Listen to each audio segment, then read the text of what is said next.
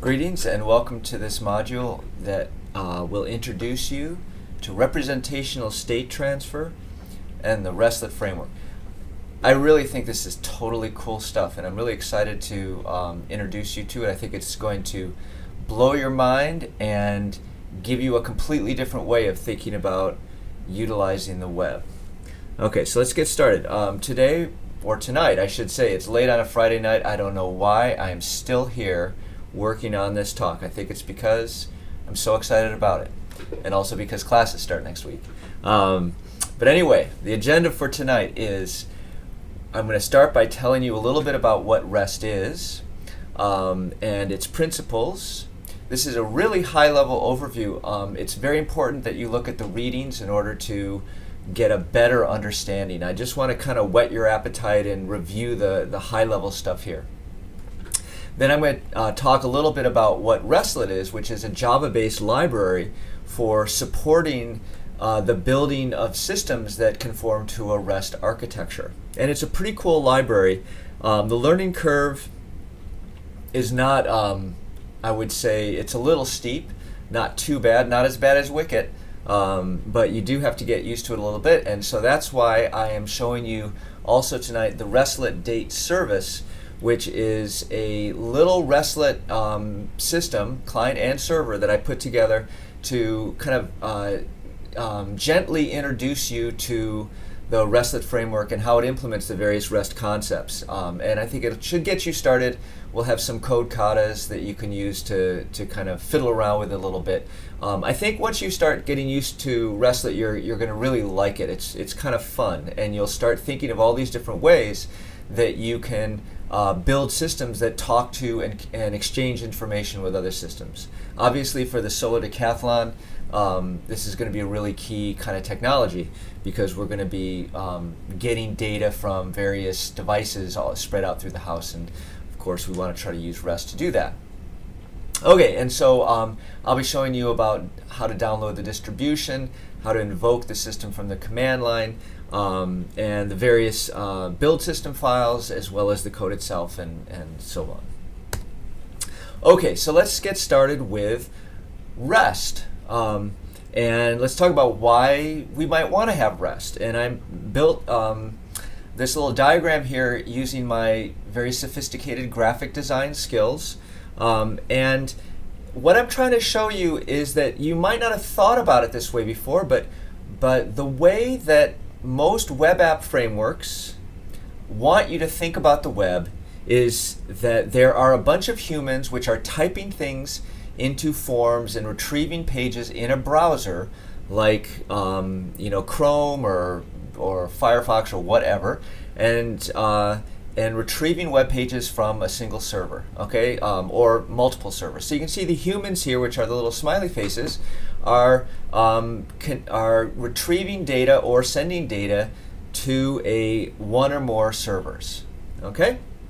And if you think about most web application frameworks, Wicket, Ruby on Rails, ASP.NET, or whatever Windows is using these days, they're mostly designed to facilitate human-computer interaction. And that's not a bad thing, because of course a lot of the web involves humans interaction with computers. Okay, so what they're going to do is they're going to build in support for technologies like Ajax, CSS, HTML, fonts, background colors, JavaScript, jQuery, all that kind of stuff. That's all focused on facilitating this human-computer interaction. Okay, and that's a good thing, but it misses a big part of the whole story of what makes the web so cool. And that is that there's a whole other level of interaction that can be going on in the web, and that's computer-to-computer interaction, okay, without any humans.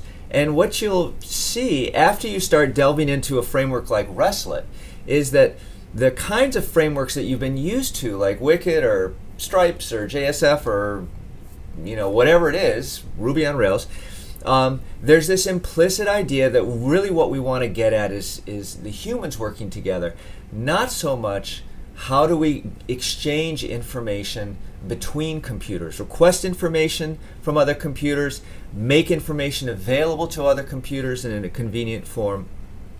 And in fact, I think it's, in some sense, it's an open question as to whether or not human-computer interaction and computer-computer interaction can be perfectly supported in the same kind of paradigm and with the same constructs. I don't know about that. Okay, but what I want to focus on today is, and there's no reason, I should say parenthetically, why there has to be one framework that works equally well for both kinds of scenarios, because computers are really different from humans. So I'm quite comfortable with the idea of optimizing some frameworks to support human-computer interaction, but then using a different kind of framework when we want to support computer-to-computer interaction. Okay, so it's no big deal. So anyway, these red arrows here are trying to illustrate that what we'd really like is for our computers, our servers to be able to exchange information easily amongst themselves without human mediation. Okay, no human in the loop. And that's cool, because then we can start to create mashups where computers collaborate together, exchanging information, going out and requesting information from other sources when they need it, to put together, information repositories that actually combine together information from lots of places. Google and the crawling, that's a classic example of a computer requesting information from other computers. And in fact, I think this is key to really reaching the full potential of the World Wide Web. Okay? So if we want to do this, we need a way for computers to communicate with each other easily. And there's all sorts of ways we could do that. And it turns out that REST is one of the ways. Okay, there are other ways, but REST is one of the ways. And REST is an acronym. It stands for Representational State Transfer. There was a thesis by Roy Fielding in, I don't know when, maybe 1990, something like that, where he described this architecture along with a bunch of other kinds of architectures, pipes and layers and so forth.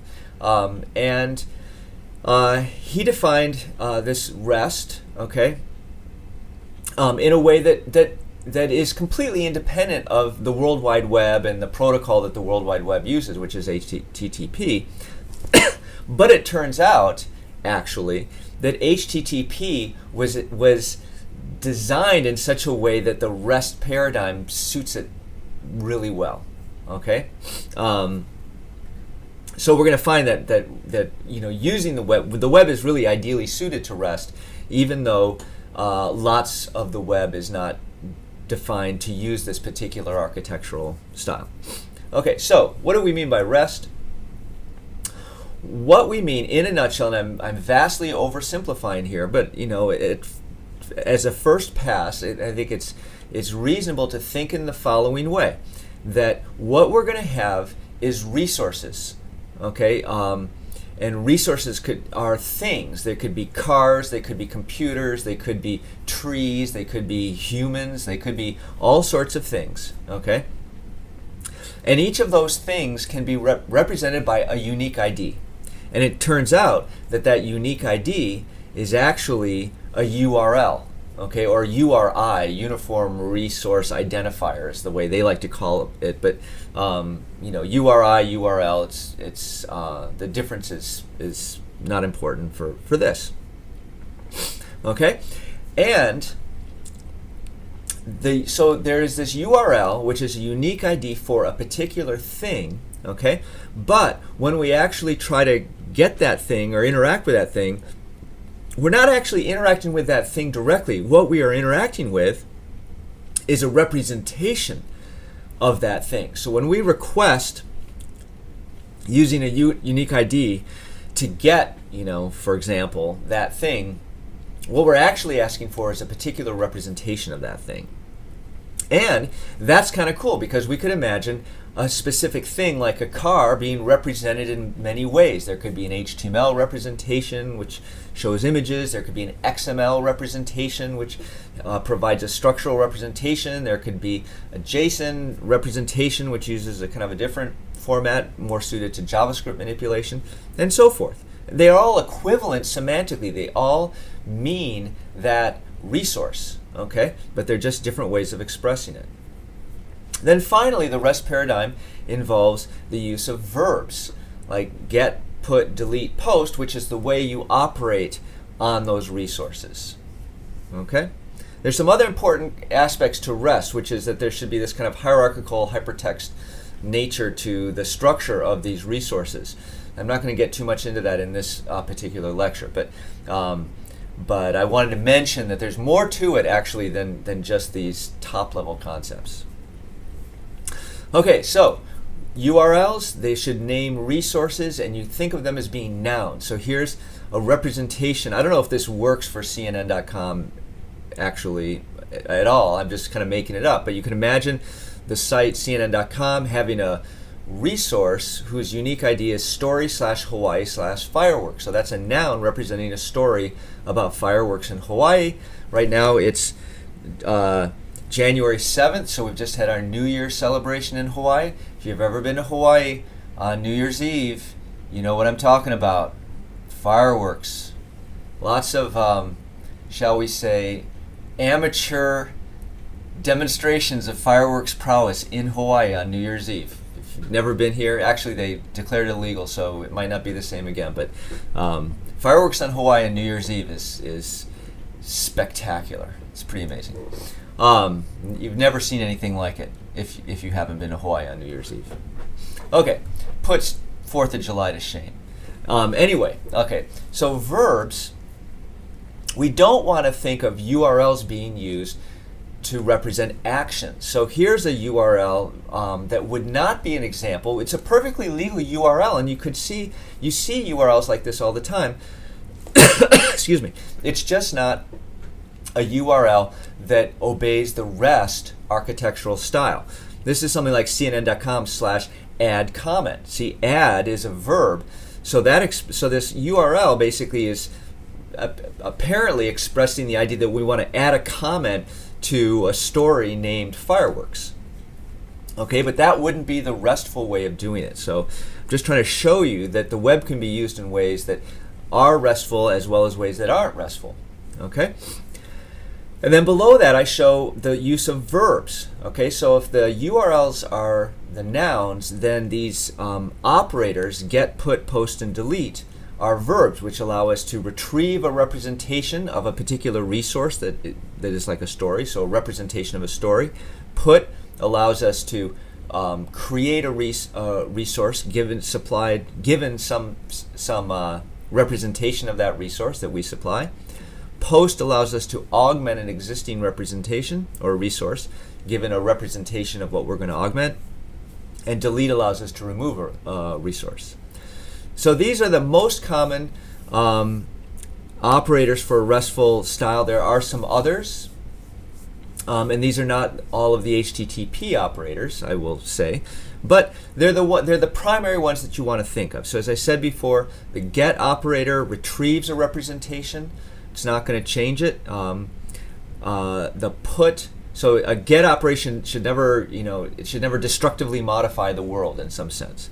Okay, a put operation allows you to create a resource on some server by supplying the representation of that resource that you want to create. Delete, as I said before, gets rid of it. Post is a way of augmenting.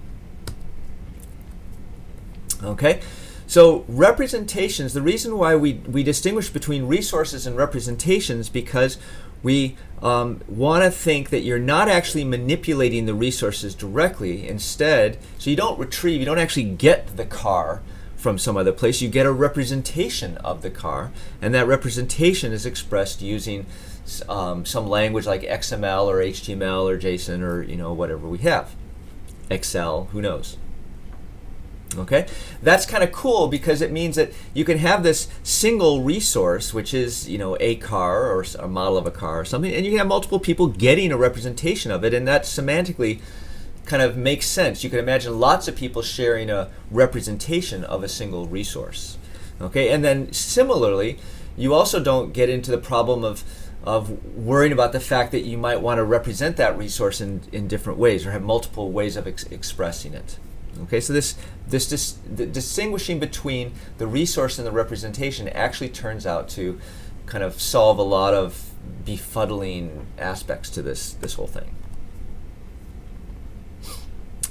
Okay, so it turns out, as I've said before, that the web and its primary protocol, called HTTP, is really well constructed for REST, kind of ideally constructed for REST.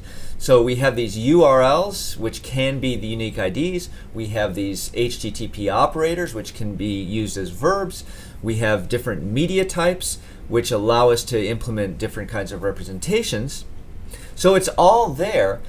However, what's interesting is that many people do not use the HTTP protocol in a RESTful style. They just don't obey these kinds of idioms or design conventions, I guess you can say.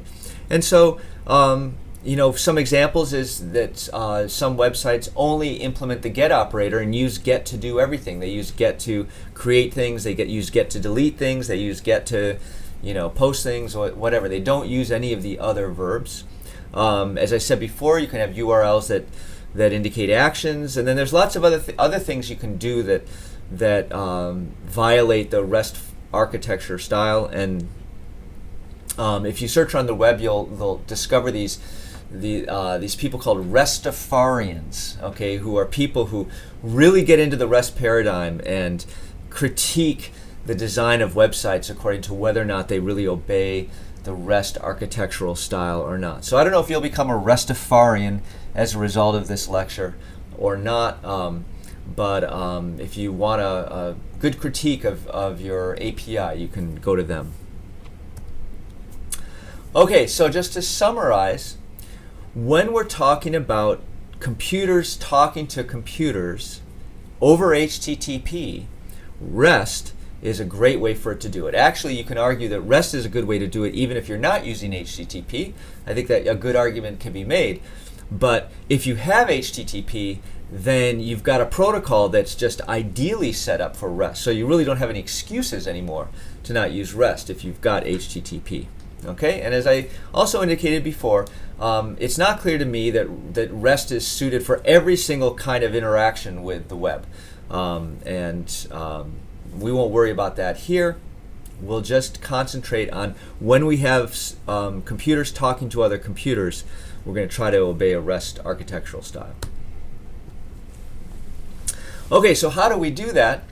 Well, you know, as I said before, I don't think frameworks like Wicket are particularly well suited to REST, and so what I want to introduce you to is a framework called Restlet, which is ideally suited to implementing REST because that's what its raison d'etre is. Okay, and you'll see in Restlet that it has entities that directly implement the various concepts of REST. So if you're worried about representations, there's a representation class in REST. There's a resource class in Restlet.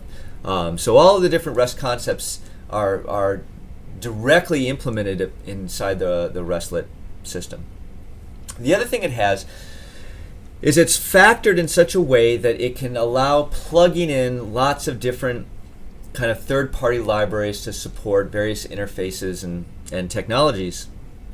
And I listed a whole bunch of them here. That can make Restlet a little complicated to set up, a little complicated to understand.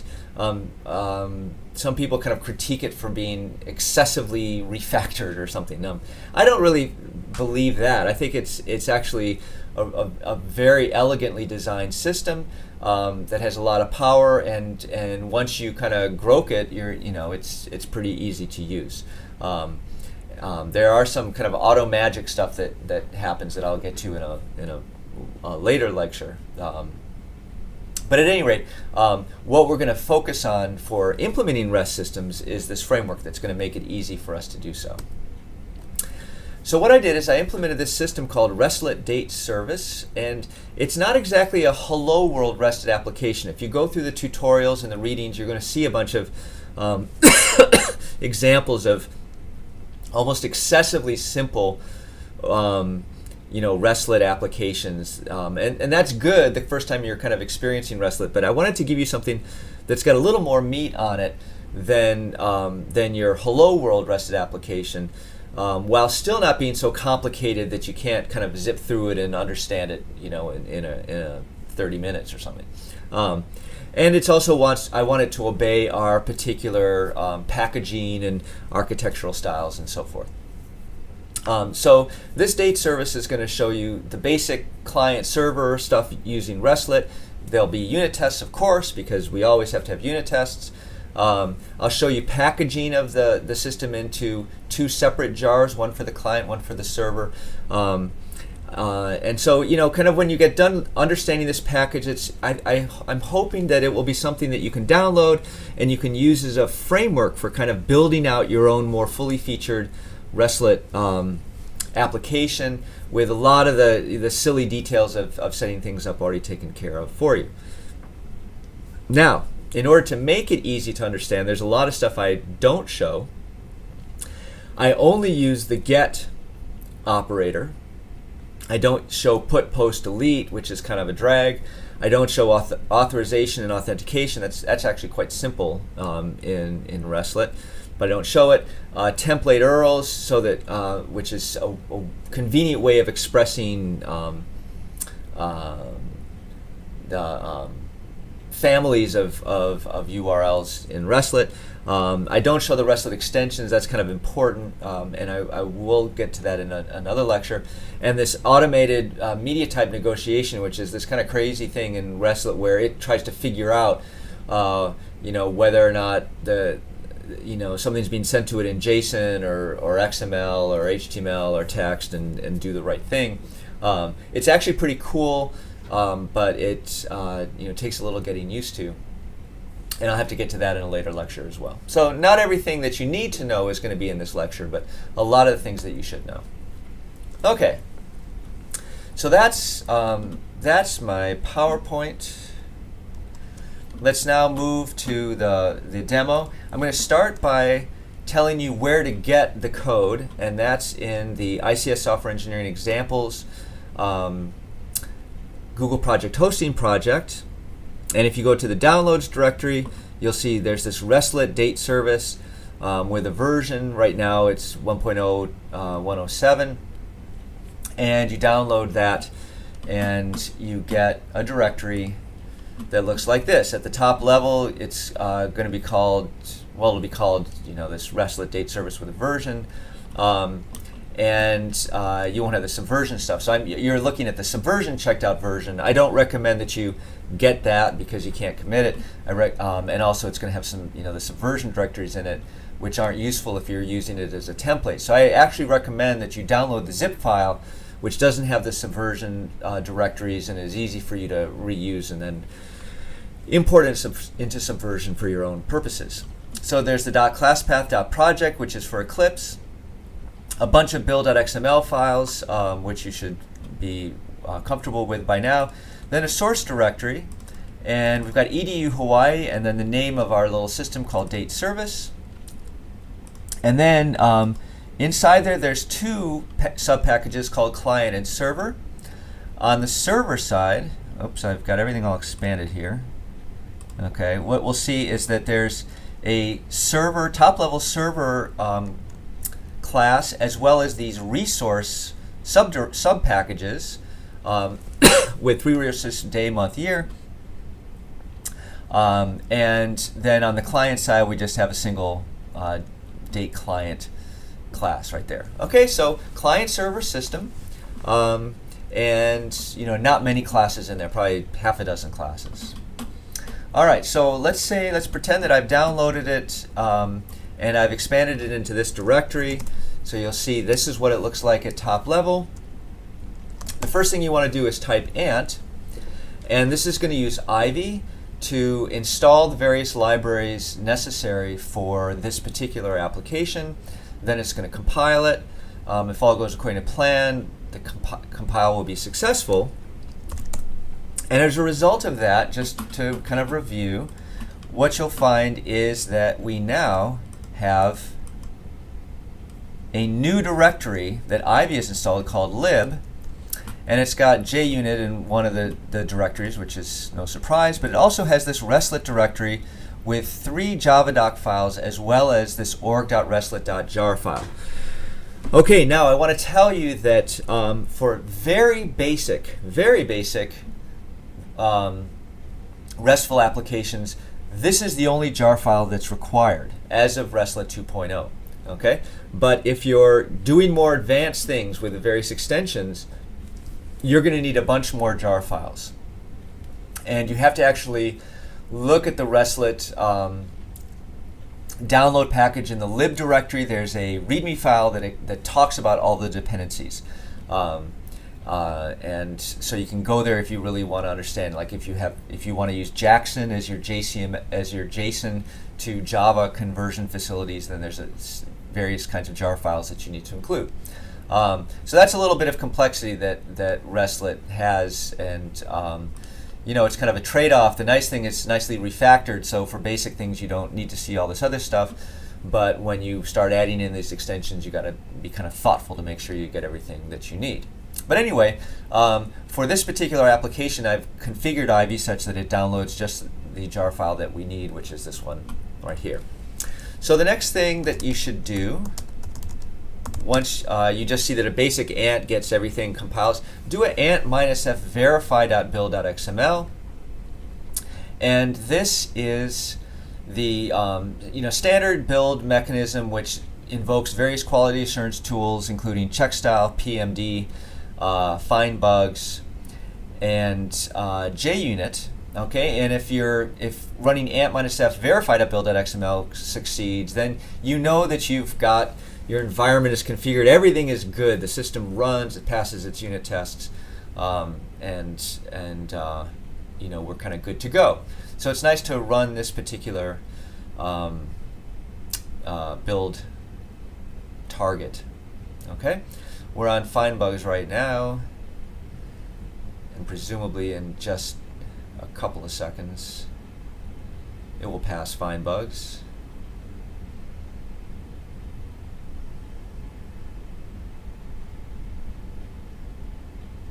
There we go.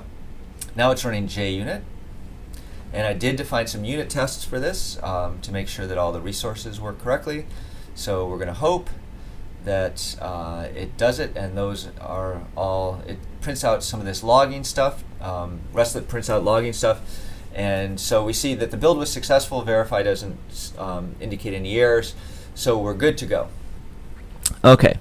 Now, one of the things that you'll notice in your distribution, in your distribution, you're going to have these jar files. I unfortunately did not have them in here because I'm using the Subversion one, so I'm going to quickly make them. But when you download the distribution zip file, you will see in your top level directory two jar files, Restlet dateservice client.jar and Restlet dateservice server.jar. Okay, and those are basically pre-built binaries that allow us that implement the server and the client side of this particular application. So what I'm going to do is I'm going to run the server, okay, and then I'm going to bring up a browser and type in some URLs and get some stuff from this particular server. You notice that it's running on 8111. So let me go to Firefox. And I'll go into a different place here, and I'm going to type HTTP localhost 8111/date server year. Okay, so there's my RESTful URL. It specifies my local computer port 8111, and then there's this resource called date server/year. And when we retrieve it using get, what you can see, maybe you can see it, 2011. So it prints out, it returns a representation of the current year. Okay? Now it turns out we can change this to month and get that URL, and it retrieves the current month, which right now is month 0, because Java, in its infinite wisdom, uses 0-based months. Whoops. Oh, goodness. Okay, let's see if I can just empty trash and retrieve some space. Okay, well, while it's doing that, we're just going to keep going. So we're going to go and we're going to also retrieve day, and you can see that it retrieves the day of the month, which is 7th, because today is January 7th, 2011. So by running our particular this server, Restlet-dateservice-server.jar, what we've been able to do is set up a web server that we can retrieve the day, the month, and the year from. Okay?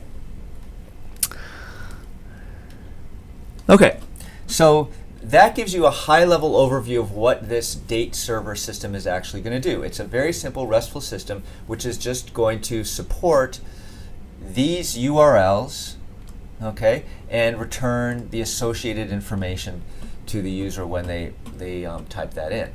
Okay, so let's see how that does. Now I'm showing you that in a browser, but we're also going to show programmatically how we can retrieve this information as well, because we want to support computer-computer interaction as well as human-computer interaction. So the next thing I want to do is go to trash and just see.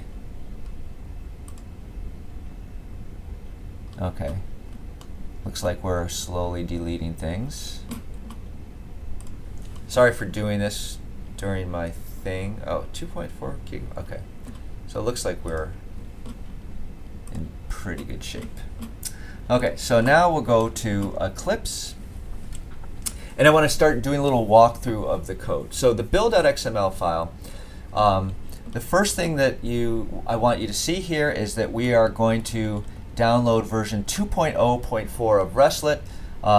So that means all these examples are relative to the 2.0 version of Restlet. I don't know what happens with 2.1. It might be a little different. Definitely if you're looking at version 1.1 or 1.0 of Restlet, it's completely different. So this is the 2.0 version of Restlet that I'm showing you here. And in iView Roundup, I have uploaded a definition that allows us to get the various versions of Restlet. And so we can get the 2.04 version. It's going to download it into a Restlet directory. Good, my trash is now emptied. And we're just getting the default version of Restlet, which is just that single .jar file. We're going to get JUnit 4.5. And what you can see in this build file is I'm actually defining two main classes, one for the server and one for the client jar file that we'll be defining. So the main class for the server is called dateServer. The main class for the client is called date.client. And we have a compile class path, which is basically pretty simple. We have compile, which is going to use all of our build classes,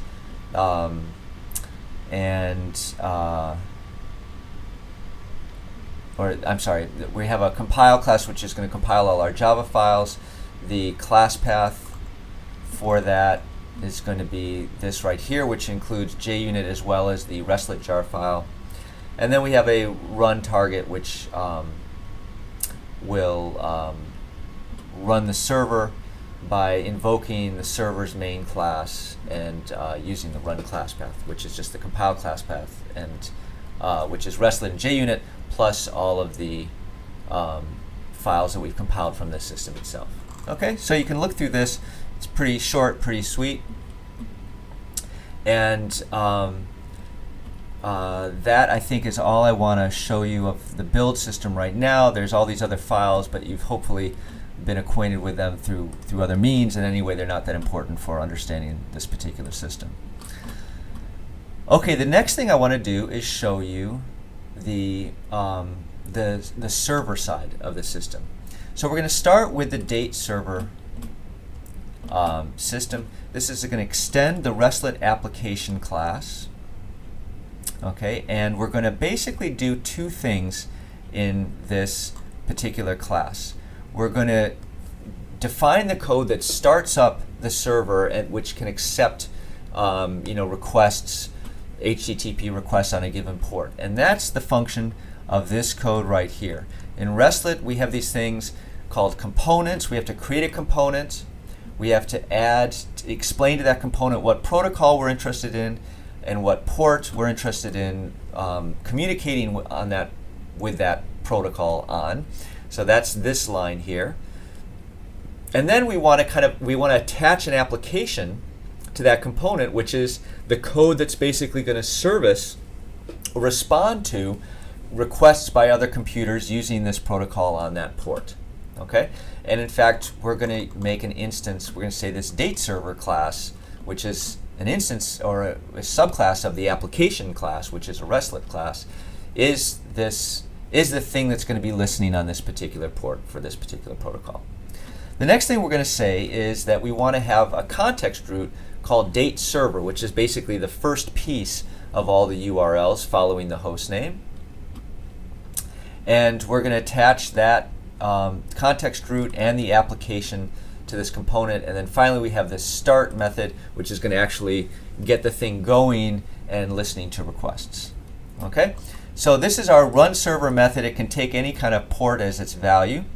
Our main method simply invokes that RunServer static method with the port that we want to listen on for the main class. And as you'll see in a second, you might be asking yourself, well, that's a pretty small main method. Why didn't you just take this code and stick it in there? You know, normally people do that, but as you'll see, when I do my test cases, I want to be able to get a server running and on a different port, and generally maybe configured differently in the case of tests. And so I've kind of refactored out the code to create the server so that I could invoke it from other places in my program as well, not only from this main program. Okay, but anyway, these two methods together get the server running. And the only other thing that this class does is it implements what you can think of as a dispatcher. Okay, so like when we invoked this thing, we invoked date server /day. Okay, we need somehow when we see that day to get to the code that services the day request. Okay, and that's what this create inbound route, which you can see is a method supplied in the application class that we're going to override.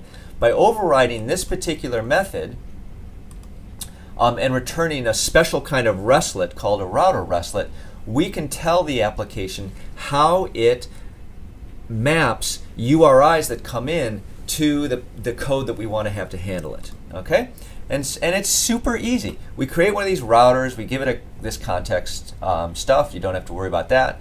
And then we call this attach method where we supply the URI, the kind of the tail of the URI that we want, and then the class instance for the class that we've written that's going to handle that particular type of URI or URL. Okay, so very, very simple to do, and very easy to understand, and that's where you start to say, hey, this Restlet's pretty nice. It's actually implementing these RESTful concepts in a fairly clear way. So that's the date server.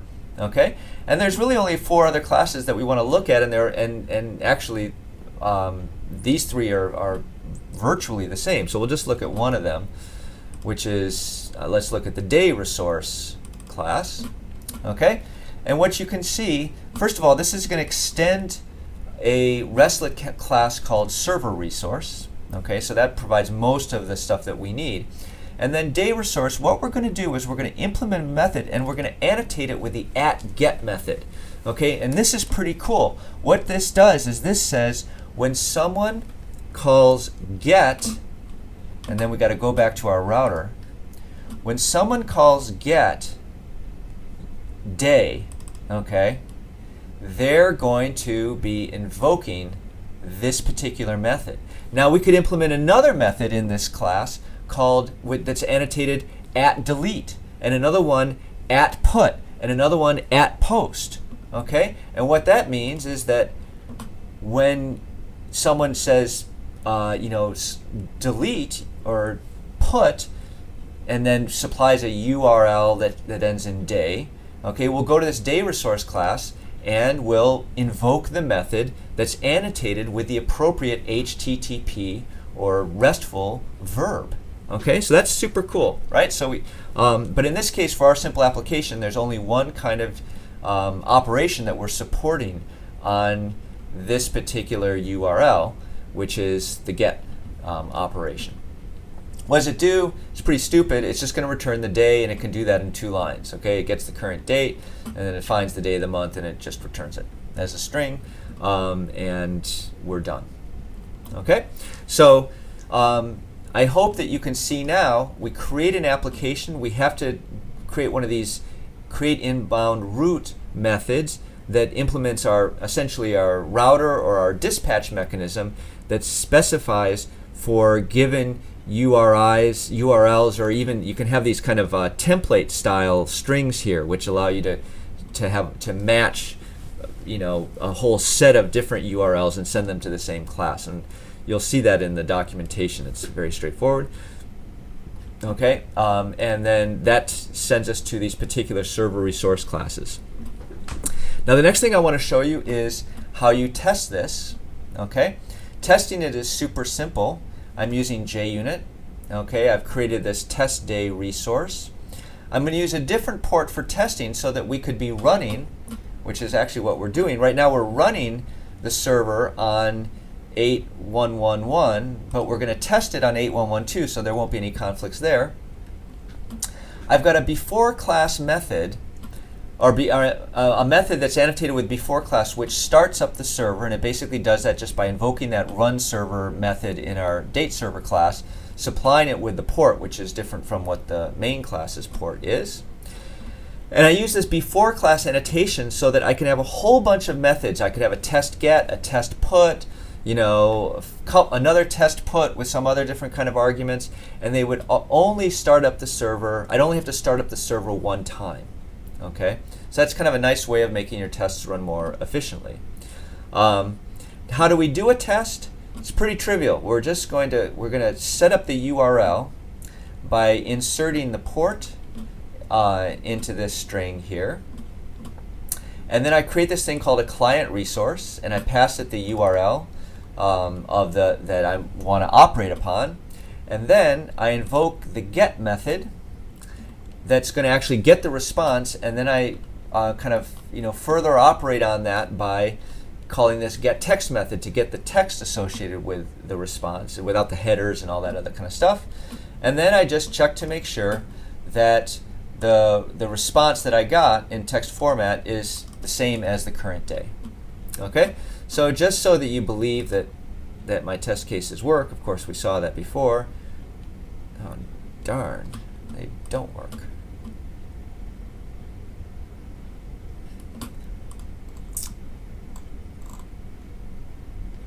Class not found. Well, it turns out that I have a feeling that I got to rebuild my project. So let's try to do that. All right, everything's good now. Okay.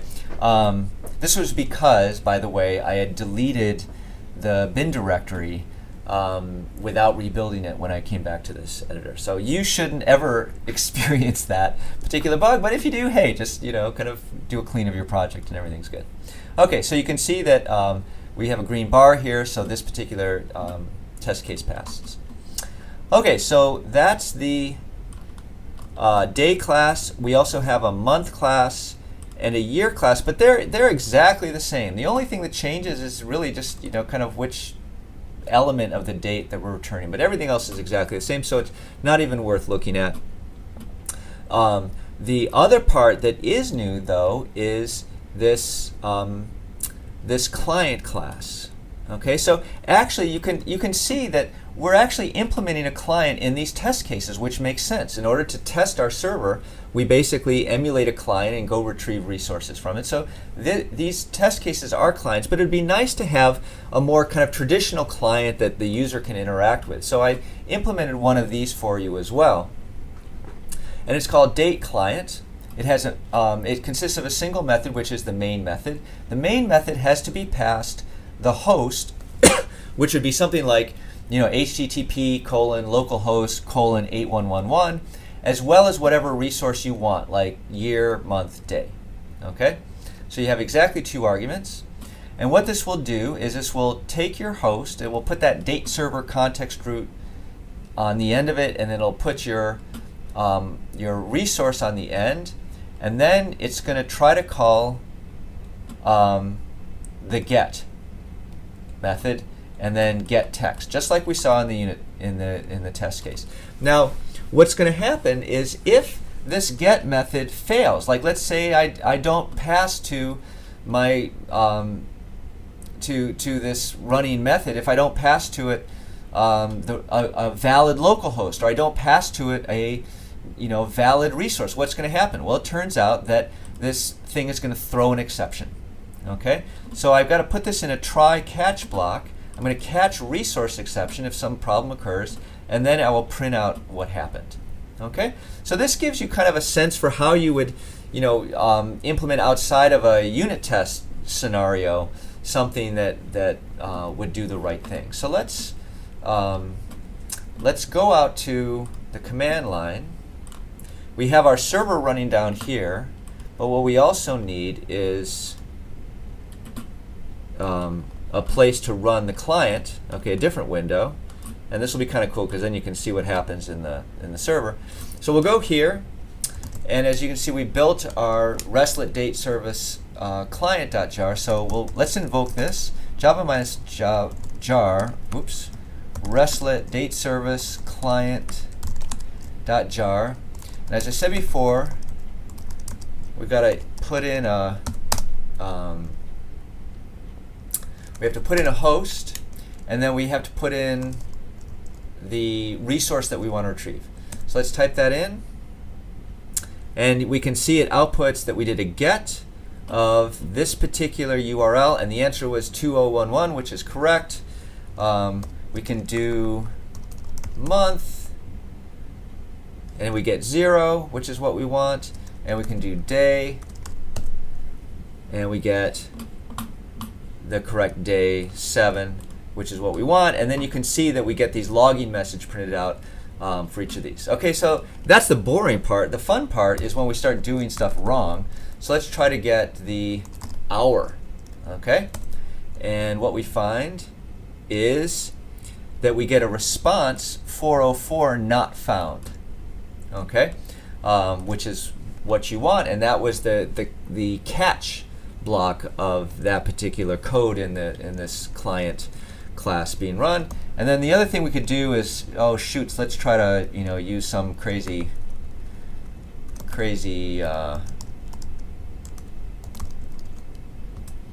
thing that doesn't exist.